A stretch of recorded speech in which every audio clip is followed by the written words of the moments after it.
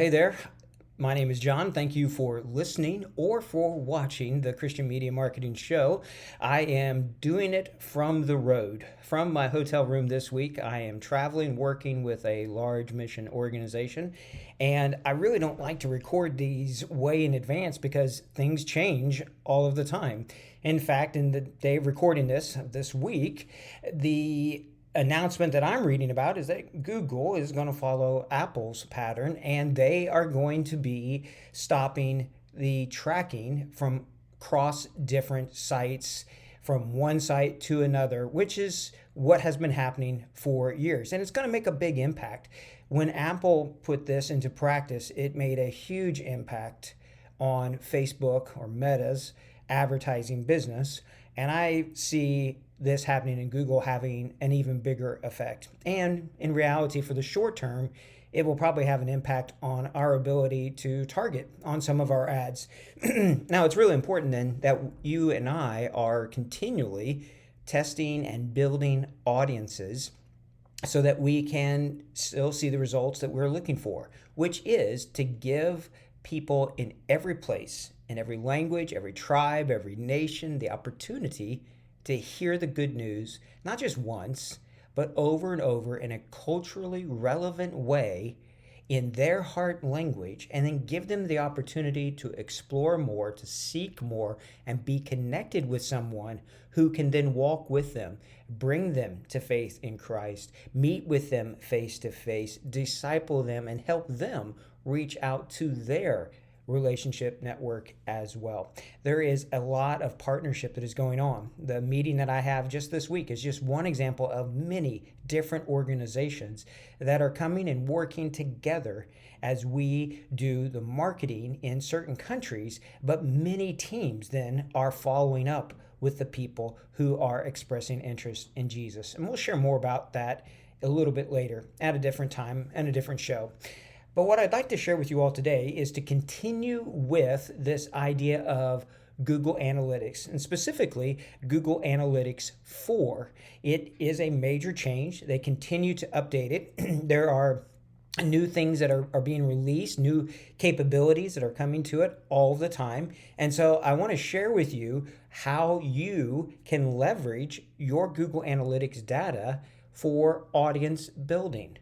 So this is why when you set up Google Tag Manager, and now you can put your Facebook pixel, Twitter, you can put all sorts of different types of code on your site. You can fire events, custom events that will enhance your Google Analytics data that you are being able to record. And then if you're using a pull strategy, using something like Google Ads or YouTube, there are ways that you can build an audience in your Google Analytics from certain things people have done and then retarget or remarket them in a different area, like in a Google ad or and on YouTube or even on Facebook. Now, the key here is they may start in one place, but if they're coming to your site and if the data is being collected, which is why it's important to set up your Facebook conversions API and make sure you have your pixel data and everything there, if it's working, it's going to start collecting that data. If it's not there, if it's not installed, it's not going to be collecting it. And I'd rather have 50%. Even if some people are opting out, I'd still rather have 50% than no one and not be able to see what's happening. And so we're going to dive in even for a few more weeks here within Google Analytics 4 to show you how to do different things. Google Search Console, I'm going to have Alan, part of our Kavanaugh Media team, come on the show with me here and talk a little bit about that and about tagging, specifically pictures and buttons and different things that you can do to really enhance and understand what is happening on your evangelistic website. What I want to share with you today is how you can build an audience. And there's really two ways that you can do that. And one is to create an audience. Another one is to create a segment. And in the segment area is where you can save that as an audience as well. I'm going to spend most of the time just talking about the audience part and then specifically a couple things you have to do to be able to then use these in your Google Ads. So we're going to dive right into the computer. If you're just listening to the podcast, know that you can go on our YouTube channel we just started, or to our Kavanaugh Media website and be able to watch the video training here. I'll try to talk you through it though as well so that you could follow along even if you're listening. So if you have Google Analytics 4 installed, let's go ahead and dive into it, and we're going to look at the area of, it'll start off just in your report and what is happening on your site. How many users, how many new users, how much time are they spending on your site? There will be e-commerce stuff that'll be in different parts of this. It's okay. That doesn't really matter. The key thing here is looking at metrics about how many people, where are they going, what pages, how much time are they spending. And it's this kind of activity then that helps us be able to really get an idea of who is coming and segment them, create these smaller targeted audience. Think people who have downloaded a Bible. You could run another ad then to send a Bible reading plan to them. So there's some ways you can do this. So first things first, there's a couple things that you're going to need to make sure that you've got turned on. And I want to show you how you can link straight to your Google Ads account as well. And to do that, you're going to go down to the bottom left of your Google Analytics screen to an area where there is a gear. And so you're going to look at that gear and click on it. And then it's going to open up a screen that gives you your account settings and your property settings and all of that. Couple things here that you want to do. In the middle area, under your property area, the first thing is a button that'll say Data Settings. When you click on that, on your data settings area, then you have data collection, data retention, data filters. So if you click on data collection, it's going to open up and give you the opportunity to turn on Google Signals data collection. I'm going to want you to go ahead and turn that on because that is needed for you to build out the more robust reporting that you're wanting to be able to do. So go ahead and just click the little bar there in a blue button, turn that over to on, and that will bring it on. It will ask you some things about advanced settings for ads personalization. You can go through that, the user data collection, just click acknowledge there. That's all you have to do on that part. All right, so first things first, turn on your Google Signals data collection. Once you've done that, then back in that middle area, that middle property area, you're going to see something under product linking. And if you see there, it's got Google Ads linking, Ad Manager linking, BigQuery linking, Display and Video 360, Search Console linking. We'll do Search Console here at another time. But if you click on Google Ads linking, then it's going to ask you what account. And it's going to say, okay, for example, this one here, there's not one linked to it yet. So I would click on the blue link button. I would select my Google Ad account, my main one. So it says choose your Google Ads account. So I would choose my main account and I will click that, hit confirm, and then hit the next button. Once you've done that, it's going to give you, excuse me, two different options here to enable personalized advertising and to enable auto tagging. You're going to need to turn both of those on. All right, so both of those need to be clicked on, both the personalized advertising and the auto tagging, and then you will click next. Once you've done that, then you're just going to see that what account and that you have it turned on, and you would click submit. So I'll hit that button. It's going to link that, and it says there it may take up to 24 hours for it to be linked together. When you've done that, if you go into your Google Ads account, then wait about 24 hours or so, and what you'll notice is that under the tools and settings, so up in the very top right part of your Google Ads account, there will be an area called tools and settings. And in there, if you click on it, will be one that says shared library, and then underneath that, Audience Manager. And when you click there under Audience Manager, then it'll bring up a screen that shows you all the different audiences that you have created. Now, as you're doing it and getting started, audiences are not retroactive. And so you create it, it's kind of like the Facebook Pixel.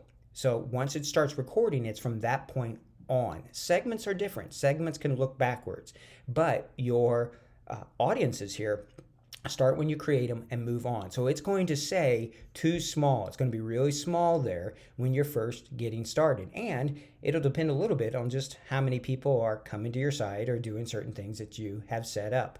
Once you've done it though, now you have these audiences that you can use in your Google Ads. So they might start on Facebook, come to your website, click on a Bible download button, and then you can retarget on Google Ads as well.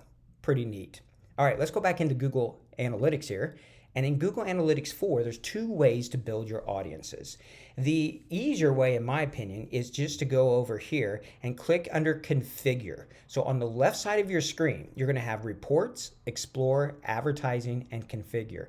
If you click on Configure, then it's going to open up a thing that's going to say Events, Conversions, Audiences, Custom Definitions, and Debug View.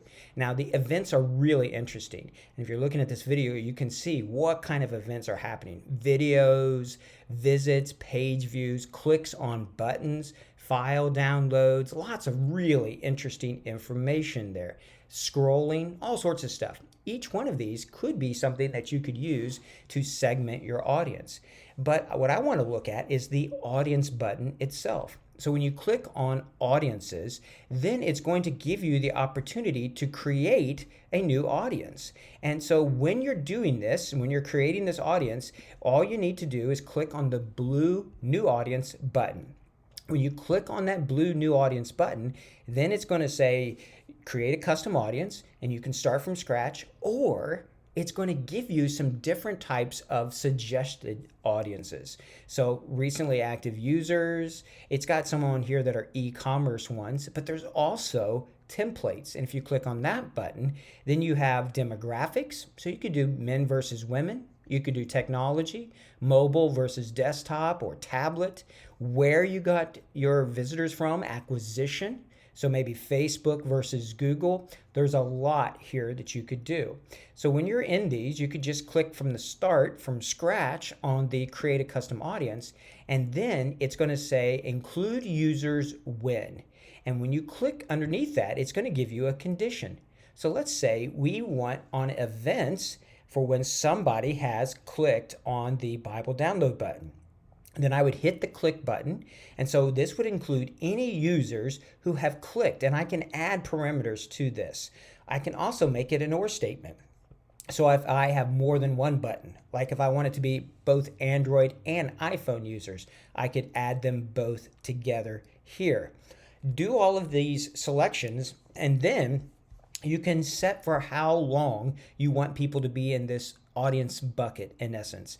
So it starts off showing you 30 days, and it can go up to set to maximum limit, which I believe is somewhere around 500 days or something. So you're looking at this, and it's going to say, okay, well, there's 36 people of your users here, looking back in this last month, who have clicked on the Bible download. Great. The thing about it is that it's not going to build an audience like that, because even though it's saying this, it won't include people in the past. Once you build your audience here, it will only start from this moment on. All right. And you can even trigger this to count as a conversion if you want to do that on certain events when they happen on your website.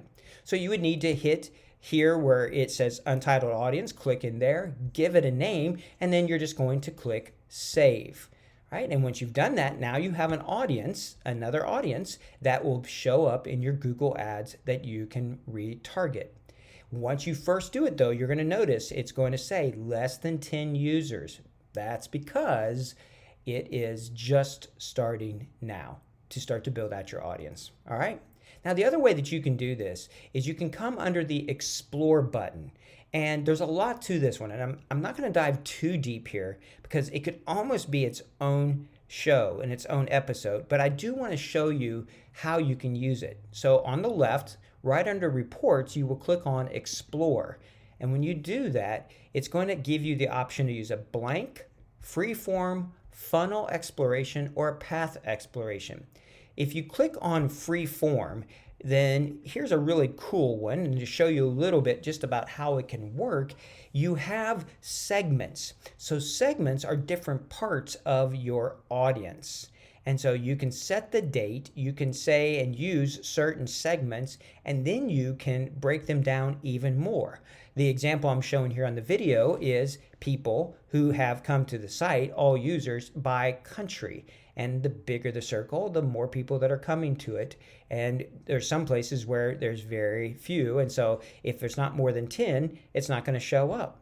So we have active users, and that's going by geo breakdown. If you click on that, you can see it by city or by continent. There's lots of different ways that you could break this down if you want to see what's happening. There's also different types of charts that you could do. So if you want to do a table or a pie or a donut chart, you could see what pages people are going to. You can see from new users what pages and by what countries, direct traffic, paid traffic, and you can add these segments over here to make even more specific types of audiences. You can also use different types of dimensions. So just as we have page titles and screens, we could add gender in there. And now it will, if we know, it will show us how many people, male or female, or if it doesn't know, it'll just say unknown there for that information. So there's a lot of stuff that you can do in this area to just really explore your funnel itself. That's, to me, where this becomes really powerful, is in this area of creating a funnel, really just understanding what you're seeing. And you can share this with other people. There's a lot you can do. It will even tell you whether or not this is using your real information or if it's information that has been sampled. And there's a degree of just how accurate it is then based upon that. And you can, in all of these, be able to then create your audiences from this as well. And so doing this, creating these, are another way that you can really build a very specific audience. Now, you can basically do the same thing both ways. So I would say this area is really good for understanding your funnel. What really is happening on your website and segmenting them. But that doesn't mean you want to make an audience of just 5 people to try to retarget. So I would use the audience builder for the bigger retargeting audiences based upon events. But I use the segments and a lot of this segmentation to better explore the funnel and what's actually happening on my site or on the sites that I'm working on. So I hope that that makes sense to you. I hope that that is something that is a benefit for you all to be able to go, oh yeah, all right, this is something I want to be doing. This is something that can benefit us in our evangelistic efforts, to be able to look at this and to make some audiences that allow you to really segment down who it is that's seeing your ads or your content that you have. Remember, they need to know, they need to like, and then they will trust. Then the messages will come. And so using some of this retargeting or remarketing can allow you to get people to see things over and over. Google says it takes 20 or more times for a person to make a purchase decision. Well, if we're trying to get the good news out there, we need to do it as many times as possible. So I hope this is a benefit to you today. Remember, the podcast comes out on Apple and Spotify, all of them, 1:15 a.m. every Friday, a new episode, Lord willing. And we have our brand new YouTube channel, Kavanaugh Media Channel, where these trainings are going on there as well. Or if you just go to our website and click on the podcast for this episode, the link to this video part of the training will be there as well. Thank you so much for all that you do for the kingdom. We appreciate you all, and we will keep doing our best to push forward with you, to put our hands to the plow together and to make Jesus famous. Until next time, take care and God bless.